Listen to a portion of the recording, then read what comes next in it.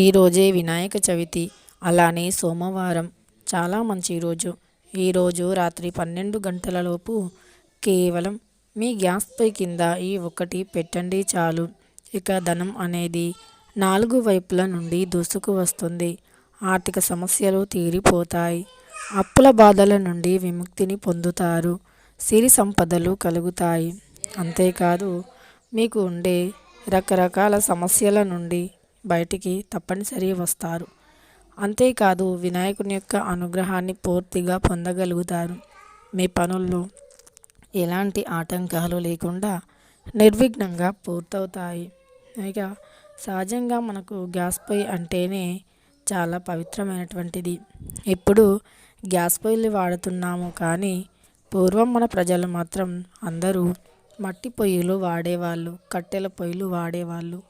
వాటిని పవిత్రంగా చూసుకునేవాళ్ళు. వంటగదిని పూజగదితో సమానంగా భావించేవాళ్ళు. పూజగది తరువాత అంతటి ప్రాముఖ్యతను వంటగదికే ఇస్తారు. ఇక వంటగదిలో పూజగది లేనివారు వంటగదిలో కూడా పూజ చేసుకుంటూ ఉంటారు. ఇంతటి ప్రాముఖ్యమైనటువంటి ప్రత్యేకమైనటువంటి వంటగదిలో గ్యాస్ స్టవ్ కింద ఏది పెట్టాలో ఇప్పుడు తెలుసుకుందాం. ఫ్రెండ్స్, అంతకంటే ముందు మన ఛానల్ని కొత్తగా చూసేవారు వెంటనే సబ్స్క్రైబ్ చేసుకొని పక్కనే ఉన్న బెల్ ఐకాన్ని నొక్కి ఆల్ ట్యాబ్ అని నొక్కండి. ఇక వినాయకునికి ఈరోజు తప్పనిసరి గరికను సమర్పించాలి. అంతేకాదు, తెలుపు రంగు, ఎరుపు రంగు పుష్పాలతో కూడా పూజించాలి. అలానే ఈరోజు సోమవారంతో వినాయక చవితి కలిసి వచ్చింది. కానీ చవితి ఈరోజు ఉదయం లేదు, మధ్యాహ్నం 12 గంటలకి మాత్రమే చవితి ప్రారంభమవుతుంది. కాబట్టి మధ్యాహ్నం 12:46 గంటలకి వినాయకుడిని ప్రతిష్టాపించాలి. ఇంట్లో పూజలు చేసుకునేవారు కూడా ఈశాన్యం దిక్కున ఒక పీట వేసి ఆ పీట పైన ఎరుపు రంగు లేదా పసుపు రంగు వస్త్రాన్ని వేసి ఆ పీటపై వినాయకుడిని ప్రతిష్టాపించాలి. ఇలా మధ్యాహ్నం 12:46 నుండి పూజలు చేసుకోవాలి. ఎందుకంటే ఉదయం చవితి అనేది లేదు.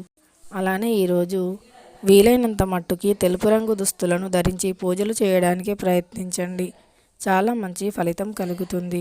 విఘ్నేశ్వరుని అనుగ్రహంతో మీరు మీ కుటుంబం ఎప్పుడూ కూడా ధనధాన్యాలకి, సిరి సంపదలకి లోటు లేకుండా జీవించగలుగుతారు. ఇక కేవలం గరిక, తెలుపు రంగు, ఎరుపు రంగు పుష్పాలు పెడితే చాలు. అన్ని రకాలు పెట్టి పూజించినంత పుణ్య ఫలితం లభిస్తుంది. అలానే కుడుములు, ఉండ్రాలు నైవేద్యంగా పెట్టాలి. వినాయకునికి కుడుములు, ఉండ్రాళ్ళు అంటే చాలా ఇష్టం. అలానే గానుగ నూనెతో దీపాన్ని వెలిగిస్తే గణపతికి ఎంతో ఇష్టం. ఇక భోజనం చేసి ఎవరూ దీపాన్ని వెలిగించకూడదు. భోజనం చేయకముందే దీపాన్ని వెలిగించాలి.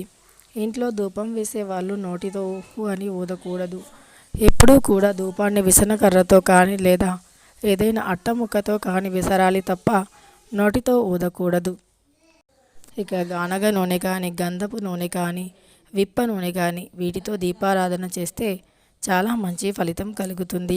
ఇక భోజనం చేయకముందు మాత్రమే దీపాన్ని వెలిగించాలి. కానీ ఈ నియమం అనేది ఉదయం దీపం వెలిగించే వారికి మాత్రమే, సాయంకాలం దీపం వెలిగించే వారికి వర్తించదు. సాయంకాలం దీపం భోజనం తర్వాత కూడా వెలిగించవచ్చు. ఇక ఈ నియమాలు పాటించి వినాయక చవితిని విజయవంతం చేసుకోండి. అంతేకాదు, ఈ గ్యాస్ స్టవ్ కింద ఏది పెట్టాలో తెలుసుకోబోయే ముందు మన ఛానల్ని కొత్తగా చూస్తున్నవారు వెంటనే సబ్స్క్రైబ్ చేసుకొని పక్కనే ఉన్న బెల్ ఐకాన్ని నొక్కి ఆల్ ట్యాబ్ అని నొక్కండి. దీనికోసమని ఒక మట్టి బౌల్లో ఉప్పుని నింపండి. మీకు మట్టి బౌల్ పెద్దగా ఉంటే దాంట్లో ఎంతవరకు అయితే ఉప్పు వస్తుందో అంత ఉప్పుని తీసుకోండి. తర్వాత అందులో ఒక 5 బిల్వ దళాలు వేయండి. అలానే కొంచెం గరికను కూడా వేయండి. దాంతోపాటు ఎరుపు రంగు మందారం పూలు కానీ, ఎరుపు రంగు గులాబీ పూలను కానీ ఆ ఉప్పులో ఉంచాలి. తర్వాత ఆ ప్లేట్ని గ్యాస్ స్టవ్ కింద ఉంచాలి. తెలుసుకున్నారు కదా. అంటే ఒక మట్టి లేదా గాజు పాత్రను తీసుకొని అందులో దొడ్డుప్పుని వేసి ఎరుపు రంగు మందారం పూలు లేదా ఎరుపు రంగు గులాబీ పూలు, బిల్వ దళాలు 5, గరిక ఉంచి ఆ ప్లేట్ని మీ గ్యాస్ స్టవ్ కింద ఉంచాలి లేదా ఆ బౌల్ని మీ గ్యాస్ స్టవ్ కింద ఉంచాలి. అలా ఉంచేదానికన్నా ముందు మీ గ్యాస్ స్టవ్ని చాలా పరిశుభ్రంగా ఉంచుకోవాలి. గ్యాస్ స్టవ్ వెనకాల గోడని కూడా చాలా నీట్గా ఉంచుకోవాలి. గ్యాస్ స్టవ్ చుట్టుపక్కల ఎలాంటి వస్తువులు లేకుండా చాలా పరిశుభ్రంగా నీట్గా ఉంచుకోవాలి. అలా ఉంచుకుంటే తప్పనిసరి వినాయకుని అనుగ్రహం కలుగుతుంది. ఎరుపు రంగు పుష్పాలు అలానే గరిక అంటే చాలా ఇష్టం. అయితే ఈరోజు వినాయక చవితి సోమవారంతో కలిసి వచ్చినందువల్ల మనకు బిల్వదళాలను తప్పనిసరి సమర్పించాలి. అలానే ఏ పరిహారం చేసినా సరే బిల్వదళాలను ఉపయోగించాలి. అప్పుడు రెట్టింపు ఫలితం అనేది మీ సొంతం అవుతుంది. ఇక వినాయకుని అనుగ్రహంతో పాటు పరమశివుని యొక్క అనుగ్రహాన్ని కూడా పొందవచ్చు. ఇలా ఎవరైతే రాత్రి 12 లోపు చేస్తారో అలాంటి వారి ఇంట్లో దుష్టశక్తి నరదృష్టి అనేది ఉండదు.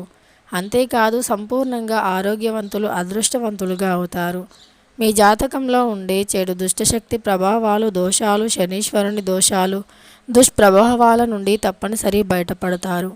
విఘ్నేశ్వరుని అనుగ్రహంతో అన్ని పనుల్లో ఆటంకాలు తొలగిపోయి నిర్విఘ్నంగా పనులు పూర్తవుతాయి.